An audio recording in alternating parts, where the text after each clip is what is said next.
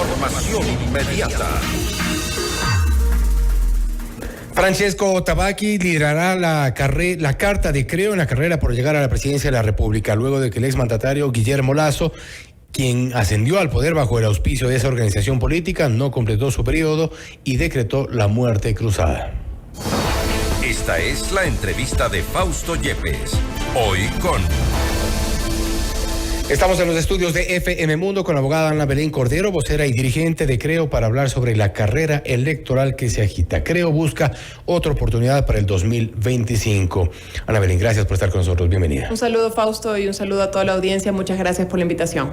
¿Por qué buscar una segunda oportunidad a través de Creo? Bueno, y esta vez con el perfil de Francesco Tabacchi, si de alguna forma el país quedó sentido con este paso incompleto de Guillermo Lasso. Mire, yo creo que evidentemente hay cosas que se hicieron bien en la gestión del expresidente Lasso y por supuesto hubo errores, como en toda gestión. Pero a la gente le queda grabada los errores. Lastimosamente es así, a veces el electorado puede ser ingrato, pero hay muchas personas que recuerdan también las buenas gestiones y por enumerarle tres en honor al tiempo. La vacunación fue una de ellas, que logró una reactivación económica increíble, la lucha contra la desnutrición crónica infantil, que nos hizo bajar 3 puntos en esas cifras galopantes que vivíamos como país, el tema de los acuerdos comerciales, que nos ha permitido tener nuestros productos fuera, y bueno, pues en honor al tiempo termino ahí, pero hay otros temas importantes.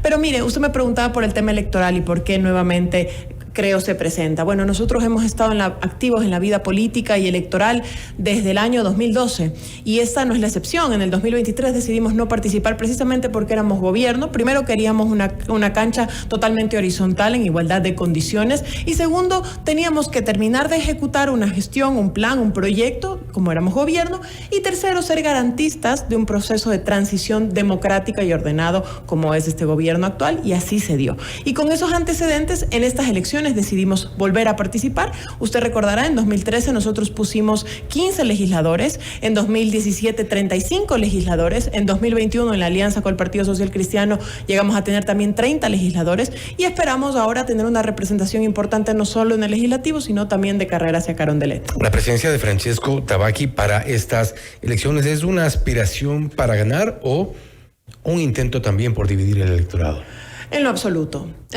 Tan no es un intento que nosotros estamos, pues, como todas las organizaciones políticas, al menos de nuestra tendencia del centro hacia la derecha, abiertos a conversar con cualquier tienda política. Hemos conversado ya, de hecho, con algunos dirigentes o autoridades de distintos partidos políticos. ¿Dispuestos y con a sumarse a alguna alianza? Sí, efectivamente. Claro que en esas alianzas, más allá de las personas, son las causas comunes que nos unen, ¿no? Nosotros no tenemos agendas comunes, quizás con algunas tiendas políticas. Nuestra única agenda roja es la agenda ¿Con cuántas electoral. identificadas o identificables de estos 17 binomios? Bueno, por ejemplo, tenemos puntos en común con Construye, tenemos puntos en común con Suma, probablemente con Avanza. Son tendencias políticas que se asimilan a nuestros postulados y a nuestros criterios. ¿Partido Social Cristiano? En algunos postulados, por supuesto que sí. A pesar de que no les haya ido bien en la asamblea. Bueno, ¿no le ha ido bien a quién? En los puntos en común que hayan tenido en la asamblea. Bueno, ahí en lo que pasó en el pasado se refiere usted, ¿no? Respecto al Partido Social Cristiano, sí, lastimosamente ahí hubo unas riñas, digamos, entre el líder del Partido Social Cristiano y digamos que no caminamos por la misma celda. El Partido Social Cristiano finalmente caminó con el correísmo en el periodo pasado. Esperamos que esta vez piensen en pro del país, ¿no? No son demasiados 17 binomios, sí. Y esto ya hablando desde la vocería y la dirigencia de Creo, no necesariamente en función de la candidatura de Francesco Tabacchi, Blanca Sacancela, tomando en cuenta que son 17 opciones que se plantean en una papeleta de las históricas de nuestro país, una papeleta gigante que en principio va a confundir al electorado, pero también hay demasiadas propuestas en el aire. Hay tantos binomios como millones de habitantes casi en el Ecuador, ¿no? Y yo hacía un análisis y decía, en el pasado normalmente nuestro promedio de binomios en las elecciones anteriores, en las últimas 3 o 4 elecciones, ha sido entre 13 y 14 binomios. Hay que entender primero un antecedente. Que tampoco son pocos. No, de hecho para mí es demasiado, ¿no? Ahora hay un debate filosófico, si se quiere, sobre si más partidos da más representatividad o menos partidos da representatividad, como por ejemplo ocurre en Estados Unidos, que es un bipartidismo únicamente, ¿no? Pero con esos antecedentes también hay que entender qué es lo que dispone el Código de la Democracia. El Código de la Democracia prácticamente le pone una camisa de fuerza a las organizaciones políticas para que participen, y participen con fondos públicos, con fondos de los ecuatorianos, ¿no? Entonces, yo creo que una de las principales reformas con un consenso nacional entre todas las organizaciones políticas que se deberían hacer en el legislativo es precisamente una reforma al Código de la Democracia para evitar sancionar hasta con la desaparición de un movimiento político a quien no corra o no obtenga determinado electorado, porque eso es lo que hace que hoy en día tengamos 17 binomios. Y además que estamos a 9 días de cerrar el proceso para alianzas en las organizaciones electorales. Yo espero y yo creo que de esos 17 seguramente quedemos en 15 o 14. En estas condiciones, ¿no se promueve de alguna forma también esta intención de poner candidatos por poner y tener en la papeleta más que candidatos o aspirantes reales aventureros? A mí me da mucha pena que muchos partidos políticos a veces se alquilan, ¿no? Se alquilan, y que los candidatos que surgen de esos partidos políticos no son ni siquiera de los partidos políticos, son prestados. No es el caso de Creo, que vienen todo nuestro binomio, ambos del seno del partido, ¿no? Sobre todo nuestro binomio, nuestra candidata a la vicepresidencia, Blanca Sacancela, que ya fue incluso legisladora por nuestro partido. Pero eso no pasa en todas las organizaciones políticas. Usted podrá ver que eso no ocurre. Entonces, yo sí creo que este tema urge una reforma al sistema de partidos, una reforma que permita, y usted recordará que nosotros en la consulta popular del 2023 preguntamos a la ciudadanía si querían tener movimientos o partidos nacionales con alcance nacional con algunos requisitos, o tener varios partidos chiquitos, muchos, de hecho 300 y pico, pululando en el país. La ciudadanía dijo que preferiría lo segundo, entonces bueno, estamos hoy en eso, ¿no? Francesco Tabaqui era uno de los fuertes críticos al gobierno de Guillermo Lasso en el 2022. ¿Qué le hace ahora coincidir con quien en su momento lo criticó duramente precisamente por no atender a ciertos sectores? Eso habla mucho y habla muy bien de la organización política por la que corre hoy Francesco Tabaqui, porque precisamente desde esas críticas, sobre todo críticas constructivas, es que surgió su liderazgo a la interna de nuestra organización. De hecho, fue escuchado. Él recordará que hubo algún video que él sacó mientras el expresidente gobernaba, hablando o exigiendo unos 15 puntos sobre algún acuerdo con los ganaderos, y fue escuchado ese llamado, tan fue escuchado que además fue incorporado luego dentro del gobierno como gobernador, que hizo un proceso bastante bueno y valioso, y luego como candidato a la prefectura por Guayas. ¿Eso le hace coincidir ahora? Bueno, varias Guillermo cosas Lasso nos está hacen. de acuerdo, está coincidiendo. Guillermo Lasso, aunque no lo crean muchos, es un hombre, aparte de democrático, tiene un talante bastante autocrítico. Tan es autocrítico que hoy esa persona que lo criticó forma parte de nuestras filas y hoy es nuestro binomio, ¿no? Uno de los principales, o la principal preocupación de los ecuatorianos desde el gobierno anterior al de Guillermo Lasso inclusive, ha sido la inseguridad. Lamentablemente es un tema que no pudo ser resuelto en el gobierno de Lenín Moreno y no pudo ser tampoco resuelto en el gobierno de Guillermo Lasso. La situación de las cárceles tocó fondo. No se salió de eso, a pesar de una comisión de pacificación con triste recordación, para decirlo así, y a pesar de algunos esfuerzos que fueron fallidos. ¿Qué nos hace pensar que ahora podrían lidiar con la inseguridad? Ni siquiera el gobierno actual lo ha podido. A eso iban, ni siquiera el gobierno actual lo consigue. A veces el relato... ¿Por qué darles una segunda oportunidad a ustedes? Porque el tema de la seguridad, y eso lo conversaba en la mañana en otro medio de comunicación, el tema de la seguridad pasa por un tema estructural. ¿Y a qué me refiero? Yo aquí no estoy para apuntar ni al gobierno de Moreno, ni al de Lasso, ni al actual en temas de seguridad. ¿Por qué? Porque yo no creo que con medidas parches, llámese comprar armamento y demás, que es necesario dotar de armamento a la Policía Nacional y a los militares y demás, intervenciones, TikToks y demás, se soluciona. Para mí es un tema muy similar a lo que vivió Colombia. Colombia vivió un horror por muchos años, incluso superior en algunas cifras a nosotros.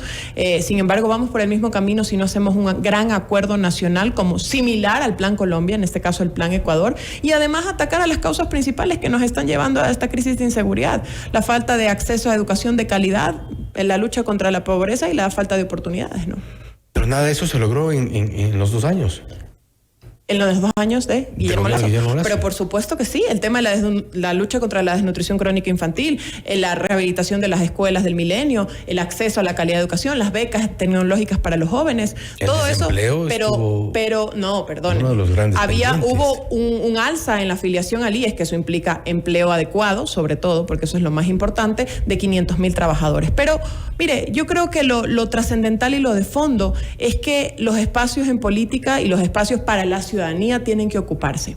Y esa no es la excepción para esta tienda política que busca asambleístas de verdad y un presidente de verdad. En el caso mío particular, digamos, yo fui legisladora durante 2 años exactos, hasta que se dio la disolución de la muerte cruzada como vicepresidenta de la Comisión de Fiscalización. Llevé adelante algunos procesos de fiscalización importantes que terminaron en algunos casos en glosas en Contraloría y en algunos casos en Fiscalía también con indagaciones previas abiertas. Y yo creo que ese trabajo no ha sido para mí, sino para la ciudadanía, y aquí estamos dispuestos para volver a representar a los ciudadanos. ¿Cuál es la experiencia que le quedaría, por ejemplo, en el caso de Creo, respecto de la gobernabilidad? Parece que este país, y nos ha dado muestras de ello la Asamblea Nacional, el Ejecutivo, y nos retrotraemos a varios gobiernos, en algunos momentos es ingobernable, y eso hemos visto también en los últimos tiempos. Y hoy por hoy tenemos 17 binomios, tenemos a un país polarizado, completamente polarizado, con una división gigante, imposible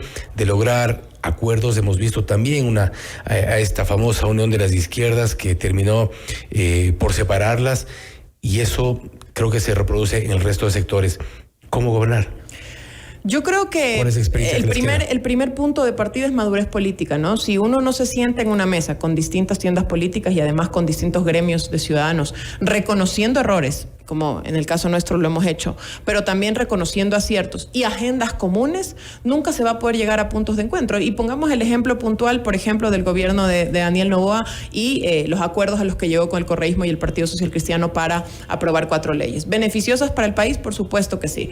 Una falsa gobernabilidad, no lo sé, solo con el tiempo lo sabremos. Sin embargo, llegó la época electoral, además pasó, entiendo yo, que fue un detonante el tema de la embajada con Jorge Glass. Bueno, eso más pareció amor con interés, porque no fue... Bueno, no sé, solamente las partes políticos involucradas sabrán si hubo o no hubo interés, no lo sé, no puedo opinar sobre aquello, pero lo que sí puedo opinar es que finalmente se consiguieron la aprobación de esas 4 leyes, sí. Esas leyes han servido para, por ejemplo, sacarnos de la crisis energética y los cortes que vamos a tener en el mes de septiembre.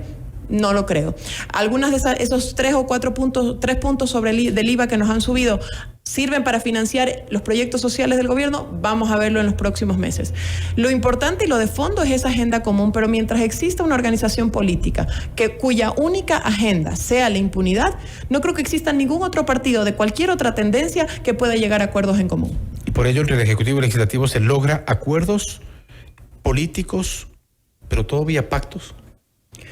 Mire, la palabra pacto para mí y en general en la ciudadanía se la escucha muy mal, ¿no? Yo creo que hay acuerdos y hay acuerdos que no son ilegales y que no son antiéticos. ¿Y a qué me refiero? ¿Con qué acuerdos son, por ejemplo, éticos? Apoya, por ejemplo, ¿qué es lo que ha hecho Daniel Noboa? Este proyecto legislativo, por ejemplo. Este proyecto de ley que va a ayudar a financiar la caja del Estado. Este proyecto de ley que va a ayudar al tema energético y demás. Yo creo que esos son acuerdos totalmente válidos. Cuando hay el famoso toma y daca, tú me das esto a cambio de quién sabe qué, o yo me salgo de esta bancada y me vengo a esta otra porque es época electoral, ahí es cuando empiezan a haber riñas con la ética y a veces con los temas legales, ¿no? Pero la política ecuatoriana ha sido básicamente el toma y daca, y esto desde hace décadas. Sí, lo que le corresponde a las organizaciones políticas, y en el caso de la mía en particular, esa debe ser la bandera, creo que de todas, es esa formación de cuadros nuevos que tengan una forma distinta de hacer política, ¿no? Por poner 3 de los principales desafíos de quien llegue a Carondelet, ¿cuáles serían? Bueno, para mí el principal y el más grande es el tema de la seguridad. Para mí no hay duda que ese tema, al menos cuando llegó Guillermo Lasso a la presidencia, no estaba dentro de los puntos más importantes, quizás estaba como un cuarto o quinto, pero a raíz de que junio pero ya había una preocupación importante en el gobierno de pero era el tema de la pandemia, las masacres en las cárceles, pero la pandemia era el punto más importante, ¿no? Vacunar a la ciudadanía y reactivar la economía. Pero sí, de acuerdo, ya hubo unos primeros motines y luego masacres, no eran motines. Sí, masacres y motines, pero no hubo tantos, luego hubo cabezas más en las cárceles. Y ahora acabamos hoy día de ver otra, ha habido un allanamiento también en la cárcel del Inca. En la cárcel del Inca, sí. Así fue. Entonces, bueno, ya está penetrando además con más fuerza aquí en la sierra, aquí en Pichincha, y esperemos que eso no ocurra. Otro desafío muy importante es el tema del financiamiento fiscal, el tema fiscal, ¿no? Hemos visto que este gobierno ha hecho algunos esfuerzos quizás en el tema del IVA para poder financiar los proyectos sociales, cumplir con sus obligaciones, porque ese es otro tema importante que quizás la izquierda no comparte con nosotros. Las obligaciones que tiene el Estado ecuatoriano tienen que ser cumplidas si queremos luego acceder a un crédito medianamente sensato. Y un tercer punto, no menos importante, es el empleo y el acceso a oportunidades, ¿no? Hemos visto que las tasas de desempleo siguen cayendo y creo que eso es algo que tiene que enfrentar el próximo gobierno. Ana Belén, nuevamente gracias por haber estado con nosotros. Fausto, y un gusto. Buenas tardes. La abogada Ana Belén Cordero, vocera y dirigente de CREO, hablando sobre la carrera electoral que se agita en nuestro país. CREO busca una nueva oportunidad para el 2025, esta vez en los nombres de Francesco Tabaqui y Blanca Sacancela, el binomio con el cual no descartan tampoco en adelante ser parte de alguna eventual alianza. El tiempo todavía corre, hay poco tiempo, sin embargo, para las organizaciones políticas. Esto es Notimundo Estelar, siempre bien informados. Noticias, entrevistas,